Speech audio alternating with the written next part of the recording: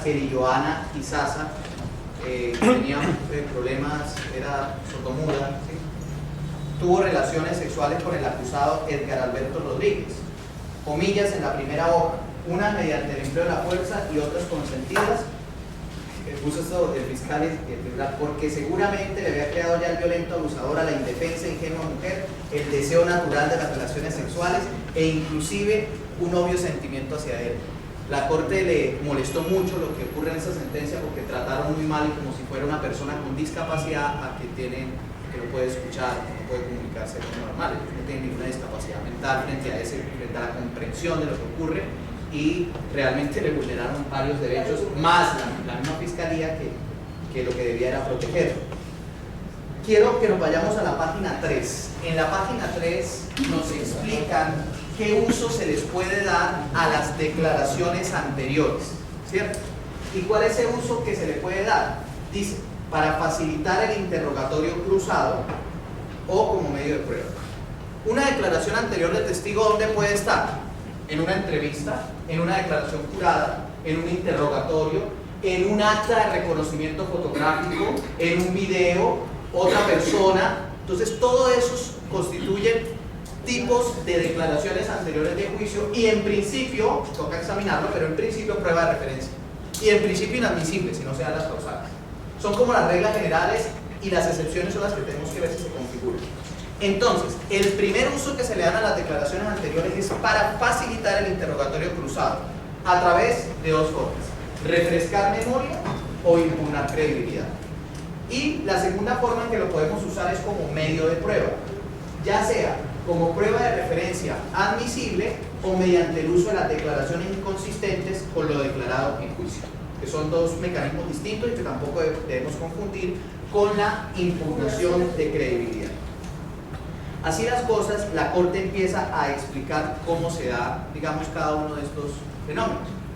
Refrescar memoria, que es el primer uso para facilitar el interrogatorio contra el interrogatorio. Lo primero que se aclara es que la persona no dice para qué va a utilizar la entrevista o la declaración anterior en mitad del desarrollo. A veces se exige, ¿no? A veces le dice, no, pero espere, ¿usted para qué va a usar esa entrevista? ¿Va a refrescar memoria o va a impugnar credibilidad? Eso es innecesario, ¿no? Es absolutamente innecesario, además de que sería casi que un poco tonto con el testigo porque le estoy diciendo, oiga, le voy a impugnar credibilidad, no, prepárese porque acá lo que le llevo es... No, la impugnación de credibilidad es algo que simplemente se hace, no que se dice, se da, es algo que se da y que cumple unas condiciones, lo mismo que refrescar memoria.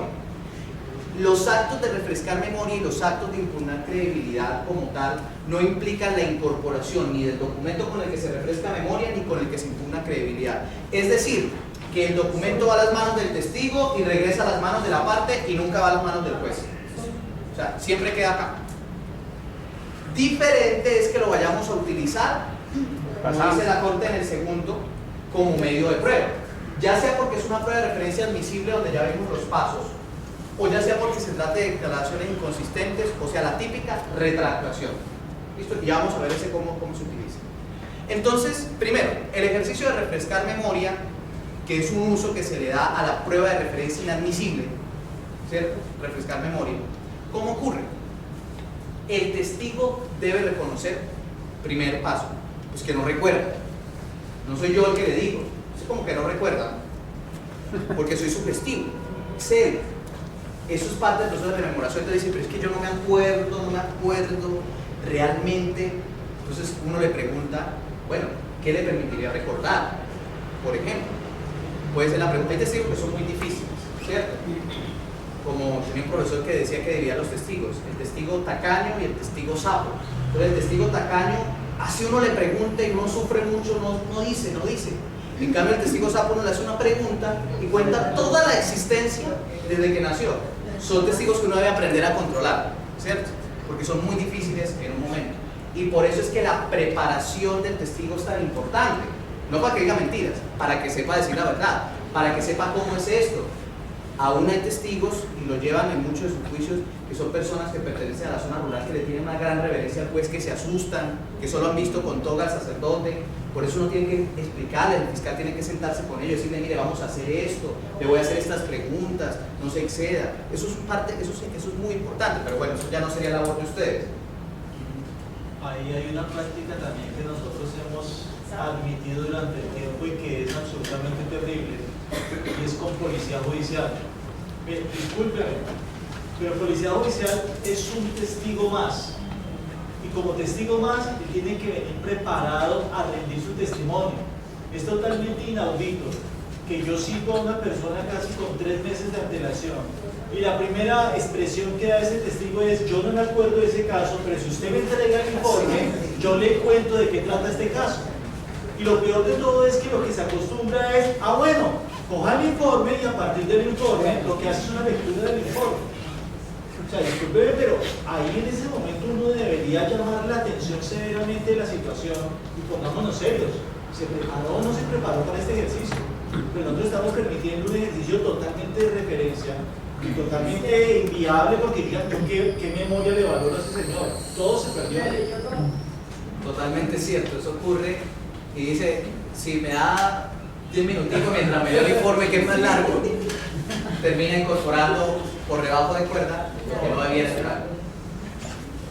Entonces, el testigo reconoce que no recuerda una parte, no todo, ¿cierto? Y pues se le hace un ejercicio similar a este. Hay una marcación de la evidencia donde se le va a entregar. Primero él debe decir cómo recordaría, se le entrega la evidencia y finalmente se le dice que lea mentalmente, no a viva voz, mentalmente. Se le entrega la evidencia, que le ha entregado, por qué la reconoce, está en las mismas condiciones. Las preguntas de siempre, que en última se vuelven mecánicas y ya ustedes, digamos, la van utilizando, ustedes la van viendo en Twitter. Entonces, cuando lo tiene ahí, se le dice, listo, busque la parte que no recuerda, hágalo mentalmente. Cuando haya recordado, no lo hace saber. No que lea, porque si lee está metiendo contenido de referencia al juicio, inadmisible. Ya recordé, debiera decir el testigo. Perfecto. Se le retira la evidencia, porque ¿para qué se le deja ahí? Si va a leer, lo mismo. Se le retira, cuéntenos. Es que miren lo importante, si el testigo no recuerda con esto, eso puede dar unos indicios interesantes por qué no recuerda sus propios hechos, lo que él vio. ¿Será que no es un recuerdo? ¿Será que es una figuración? Entonces miren que eso sirve para valorar, y no quiero decir con esto ya que siempre entonces que no recuerde un testigo que no es sincero, pero miren que son puntos que se deben tener en cuenta. Si nosotros protegemos la técnica, nos permite hacer un ejercicio mucho mejor de la valoración misma de la evidencia, porque el testigo llega en su pureza y nos puede dar esa declaración y podemos saber realmente si ese testigo está o no siendo sincero. Determinar ya la falsedad o no tiene que ver con otros temas de psicología del testimonio, corroboración periférica, que es algo tan importante.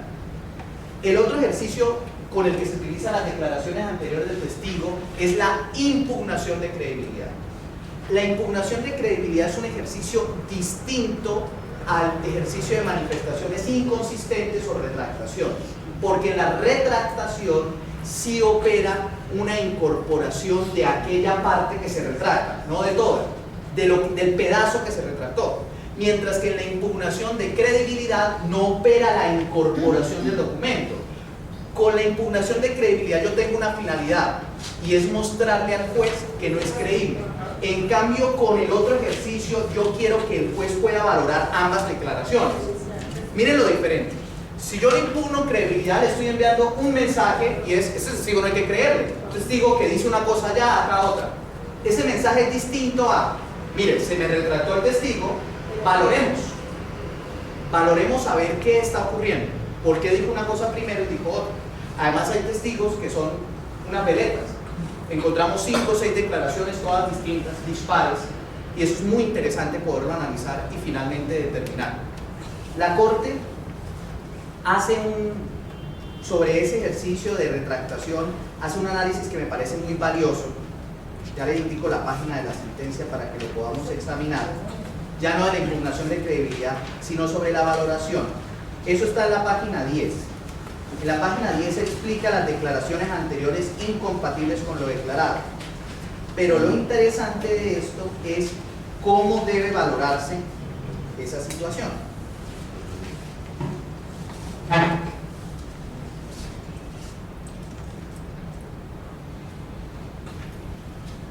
y eso lo miramos en la página 18.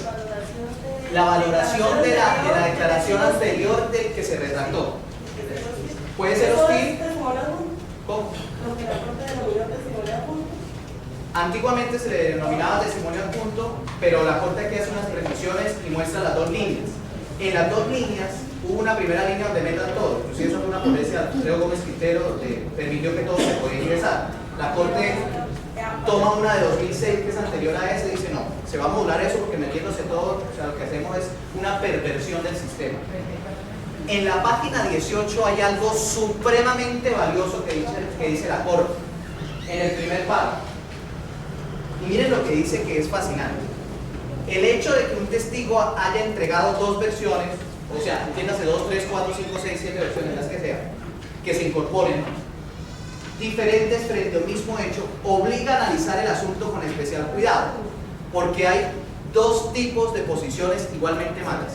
¿Le creemos a la primera siempre? ¿O le creemos a la última siempre? No, esos absolutos son falacias.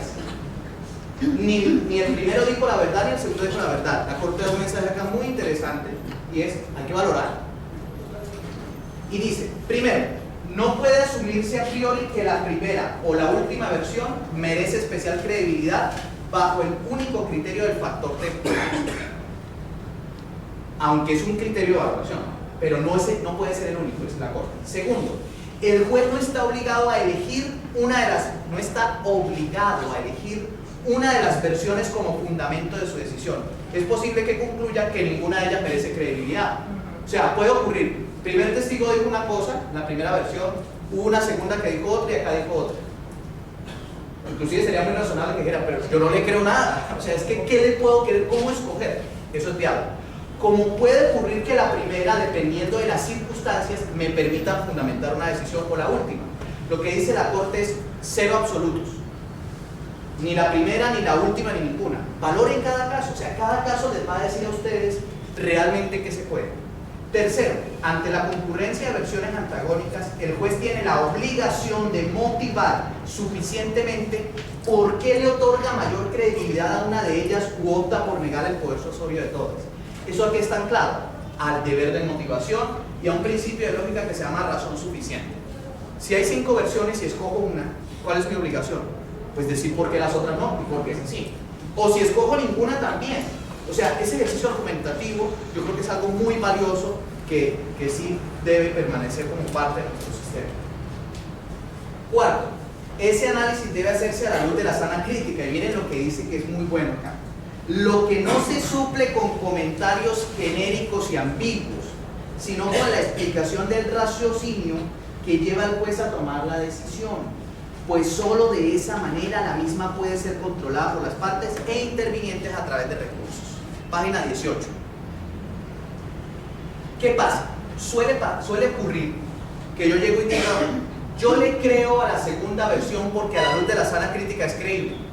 Y la sana crítica está compuesta de algo. Está compuesta de máximas de la experiencia, principios técnicos científicos y principios de lógica jurídica, que son 4, más lo que componen los silogismos, las falacias. Entonces, ¿qué ocurre? Si yo digo que le creo a la luz de la sana crítica es porque algo de eso me permitió creerle. Por ejemplo, una máxima de la experiencia. Puede ocurrir que la segunda versión se adecue más a las máximas de la experiencia que las otras, o que de conformidad con la psicología del testimonio nosotros encontremos que la tercera versión o la cuarta se ajusta más. Entonces utilicemos principios técnicos científicos. Lo que quiere decir la Corte es que no es suficiente decir que uso la sana crítica si no argumento cómo lo usé. ¿Cierto? O sea, debo explicar cómo lo hago. Quinto, la parte que ofrece el testimonio tiene la carga de suministrarle al juez la información necesaria para que ésta pueda decidir si alguna de las versiones entregadas por el testigo merece credibilidad, sin perjuicio de las potestades que tiene la parte adversa para impugnarle credibilidad al testigo. No se agota por el hecho de que se incorpore eso, que se pueda impugnar credibilidad. E inclusive, dependiendo de las circunstancias que se active, que eso será un tema de otro conversatorio, la prueba de refutación. Y sexto, la prueba de corroboración, y esto se ve que está muy a tono con el tema de psicología del testimonio. La prueba de corroboración juega un papel determinante cuando se presentan estas situaciones. Hay un libro que se llama Valoración de la prueba de Jordi y Eva Fenor. Y hay un libro que acaba de sacar Tronta que se llama Testigos, Sospechosos y Mentiras de Margarita Díez, un libro muy bueno, donde analiza la última tendencia en psicología del testimonio, cuestiones experimentales que han realizado en juicios, algo muy interesante. Y dice, miren, nuestras intuiciones a veces para valorar la prueba son equivocadas, debemos tener cuidado, pero muchas de ellas tienen asidero. El gran problema es tener absolutos, en eso se asocia con la lógica. Pero algo que es muy importante y que debe ser una labor, pues esto sí ya un mensaje más para, por ejemplo, la Fiscalía de la Defensa, es la prueba de corroboración, o lo que se llaman corroboraciones periféricas. Si no tenemos corroboraciones periféricas, para uno es muy difícil tomar finalmente una decisión sobre la credibilidad del testigo. O sea que los detalles, y les recomiendo una película que me recomendaron que es Contratiempo, para que la vean. Qué película tan buena. En esa película, una frase que se me quedó grabada es: los detalles son lo importante. Y sí, esos detalles que va suministrando el testigo y que uno va anclando en su teoría del caso y lo va uniendo y lo va corroborando, permite darle fidelidad al testigo. Puede que la parte no lo haya realizado, no se haya tomado la molestia en su teoría del caso de mirar cómo corroborar esos detalles, pero que en el juicio se dé. Miren cómo los testigos divídanlo, analícenlo, cómo el testigo va corroborando lo que otro dijo, cómo otra evidencia se va anclando con esta. Y esa evidencia de corroboración es supremamente importante para tomar una decisión que sea, digamos, lo más justa posible. Bueno, luego viene la sentencia, le pega un regaño a todos por la discapacidad auditiva como lo manejaron, que de verdad fue terrible, fue muy ofensivo. Y pasemos a la página 21, donde ya toma el caso concreto y analiza el caso concreto. Miren lo que pasó en este caso tan curioso de acceso carnal violento, donde la fiscalía, como tenía declaraciones anteriores, optó por no llevar a la testigo. ¿Para qué la llevo si tengo declaraciones anteriores? Imagínense algo como eso, si el testigo está disponible, ¿cómo no lo lleva? O sea, es impresionante. Eso implica que muchos aún tienen la idea de la permanencia de la prueba, con eso es mejor. Exacto, ley 600 aún permanece. Entonces miren lo que dice acá. La Corte en el párrafo, estamos en el acápite 3.2, vamos a leer párrafo 1.2 en el tercer párrafo. No existe discusión sobre la disponibilidad del testigo, porque la víctima estaba disponible, por lo que no se vislumbra la concurrencia de alguna de las causales excepcionales de admisibilidad a prueba de referencia. Entonces, si no se vislumbraba causales de admisibilidad, ¿qué debía hacerse? Pues no admitirse. O sea, si no hay causales de admisibilidad, no se admite. No se admite. Prevista en el artículo 438, ni se avisoran razones aceptables para que la Fiscalía haya decidido omitir la práctica del testimonio que sirvió de fundamento principal de la acusación. Aunque la Fiscalía solicitó incorporar la declaración anterior de Kelly Sassi como un elemento material probatorio, y miren, ya iba mal. ¿Cómo va a llamar elemento material probatorio lo que no es un elemento material probatorio? Esa denominación no cambia la realidad de que se estaba incorporando una prueba testimonial en contravía de las previsiones constitucionales y legales, según se indicó en la parte inicial del fallo. El hecho de que un juez, un defensor, un fiscal le llame a algo elemento material probatorio mal, no le cambia la esencia, sigue siendo una prueba de referencia que tiene un carácter testimonial. Si yo le llamo a la entrevista, su señoría, es que esto es un elemento material probatorio, pues lo que él tiene que es aprender un lenguaje jurídico más adecuado, pero no le puedo mutar la calidad, eso es una prueba de referencia. Si se dan las características que vimos, por ejemplo, la vulneración del derecho a la confrontación. Entonces, dice a renglón seguido, si el acusador tenía conocimiento de que la testigo había cambiado su versión, recuérdese que antes del juicio rindió una declaración a instancias de la defensa donde expresó que las violaciones sexuales fueron consentidas. Debió presentar a Kelly Sasa como testigo en el juicio oral y en el evento de que ésta se hubiera retractado, ¿qué debió hacer? Pues aplicar como medio de prueba el fenómeno de las manifestaciones inconsistentes. Pero pues como no la llevó, no podía hacer ese procedimiento, menos la incorporación como lo realizó. Dice en el otro párrafo, con su actuación irregular, avalada por el juez, generó una situación inentendible, pues finalmente fue la defensa quien presentó en juicio oral a la testigo de carga. Y la Fiscalía se limitó a hacer algunas preguntas a modo de contrainterrogatorio o orientadas a restar credibilidad. Entonces ellos lo sacan por falso juicio de legalidad. ¿Por qué? El falso, vamos a diferenciar falso juicio de legalidad y falso juicio de convicción.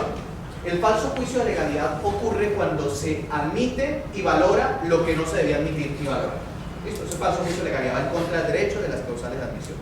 En cambio, el falso juicio de convicción ocurre cuando el juez toma como fundamento único para la condena pruebas de referencia admisibles. Miren la diferencia, en el anterior no eran admisibles y las valoró, falso juicio de legalidad. En el otro caso sí eran admisibles y las debía valorar, sí, pero lo que no podían era soportar exclusivamente la condena. Sí la soportan en falso juicio de convicción.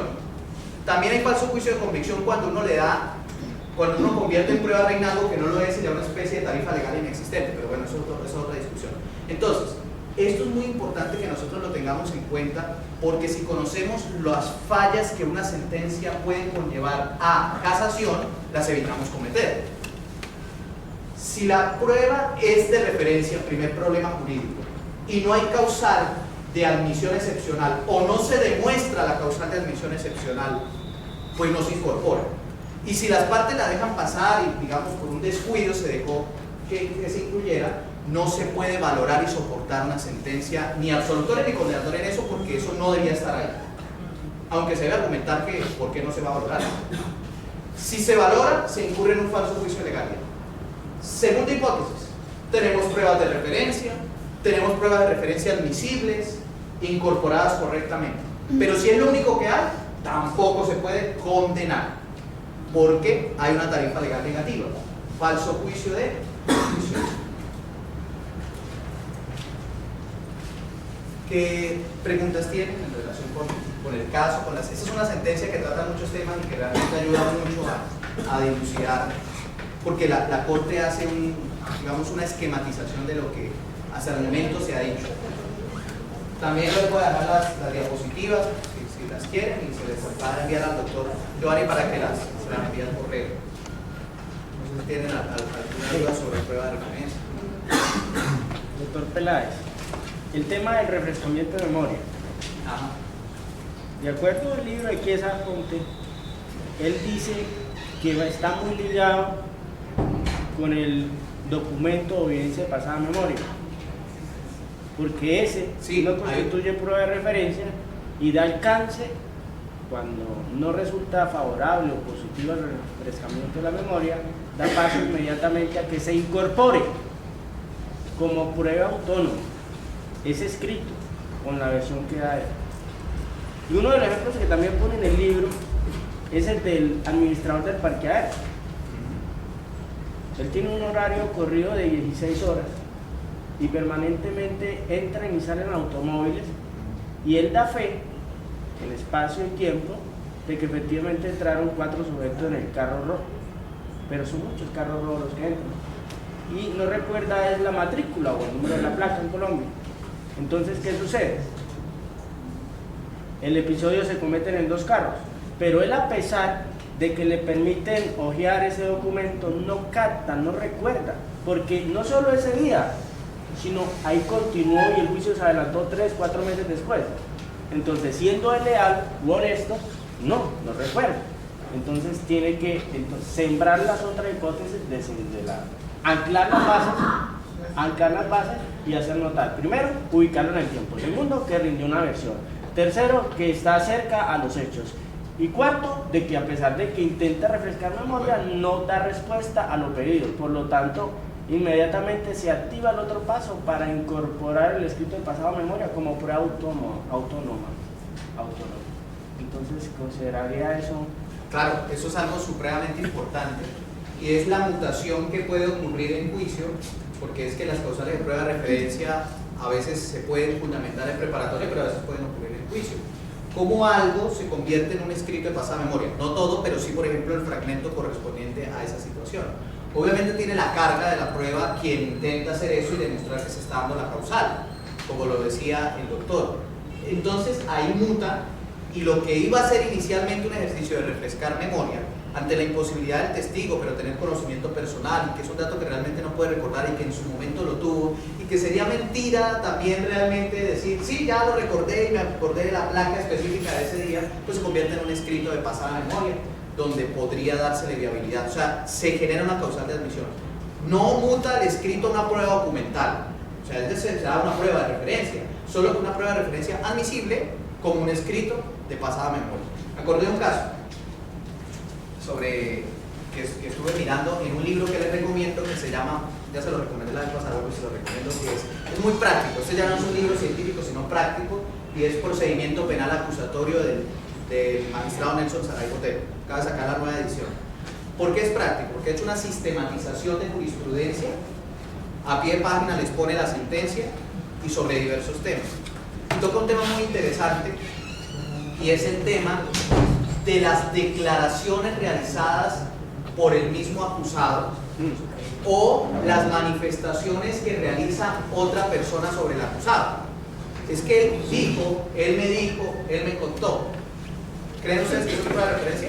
No, ese tema es interesantísimo. Yo en el centro de servicio leí una sentencia sobre ese tema, no toca porque precisamente el ponente, pero es buenísimo, pero eso no es prueba de referencia, ¿no? Pero no sé si es el ambiente para tocarlo. Es un ejemplo distinto. A mata B. Ajá. Y A va y le cuenta a C, hey, maté a B. ¿Eso es prueba de referencia? Ella va a dar fe de que le consta en el momento conocimiento directo y personal que él le dijo que había matado, pero el evento jurídico o la delimitación de los hechos, como le dio por llamar ahora a la corte, delimitación de los hechos y por lo tanto jurídicamente relevantes desde el punto de vista del tipo objetivo y la responsabilidad, eso, para el caso en concreto, ella da fe sobre la existencia de ese comentario. Luego entonces no hace parte del tema de prueba. No hace parte del tema de prueba. Ella es medio de prueba sobre las circunstancias del relato que él le da. Verbo y gracia, como en las declaraciones, como en los tipos de delitos que injuria, calumnia, constreñimiento, ahí va a dar fe de la existencia de la aseveración, no de la verdad de la aseveración. En ese tipo de pensemos esto. Una cosa es hecho jurídicamente relevante y otra tema de prueba. Sí. ¿Cierto? Los hechos indicadores no son hechos jurídicamente relevantes, pero esos son tema de prueba. Se problema la construcción de indicios a partir de la verificación de un hecho, y un hecho puede ser la afirmación de una persona. Correcto, entonces es interesante ese tema.